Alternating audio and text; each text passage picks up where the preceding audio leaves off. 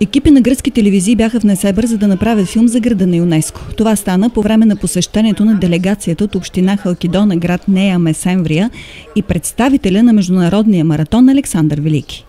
Кметът Николай Димитров запозна гръцките журналисти с богатата културна програма на община Несебър и обеща състави от Гърция да бъдат включени в многобройните летни фестивали. Той информира медиите, че взаимоотношенията между градовете са дългогодишни, като ярък пример за това е изпращането през 2011 година на несебърската чудотворна икона Света Богородица, владетелка на живота, да гостува 2 седмици в гръцкия град.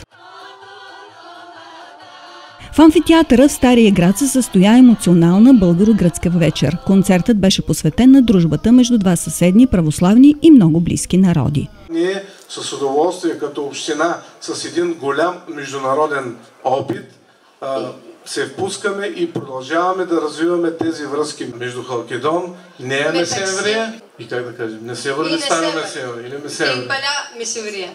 Кметът на Халкидона Йоанникис Цукнидас каза, че културата създава връзки между хората и може да обедини народите в двете общини. Кметът на Несебър беше удостоен от гостите с значка, медал и клетва на Александър Велики на 4 езика. След като награди Николай Димитров, Йоаннис Пананакис, представител на международния маратон Александър Велики, покани несебърския кмет на 2 април 2017 година в Солун на 12-то му поредно издание.